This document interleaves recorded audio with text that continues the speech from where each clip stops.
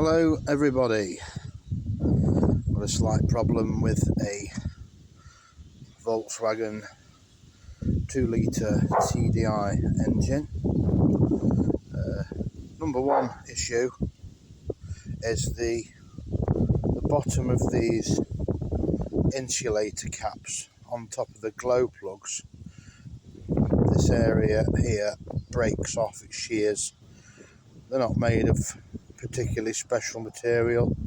There should be sort of a mid-soft, hard stroke silicone, I believe, but these are brittle, they've gone bad, and they break off.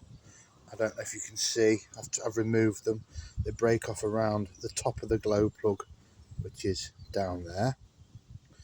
And basically what you have to do is remove this sheath cover thing, cut the wiring here, rejoin it with some new plug caps, and it gets very expensive because all four of these have gone, which is not good. It's done 141,000, this engine, and it's one owner from new, so it's genuine mileage.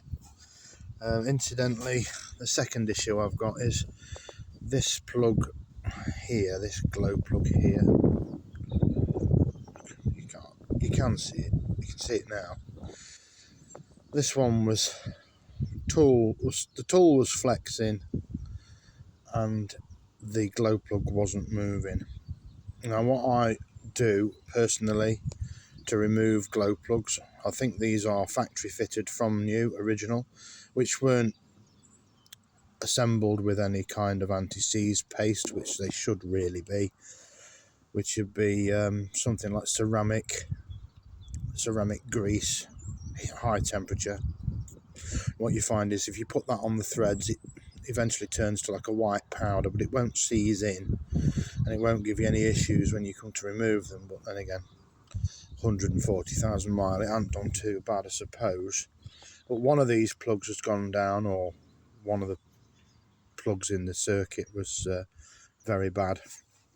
Anyway, what I do, blow these out thoroughly before you try and attempt anything. Blow them out. The amount of aluminium oxide and garbage that gets down these holes is unbelievable. You wouldn't want that going down into the bore.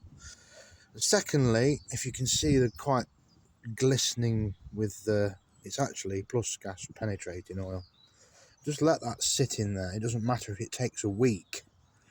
It's better than snapping one off in the head. I've removed number 2 already, and it came out okay, and I put grease back in just in case. I plugged it in case anything falls down there.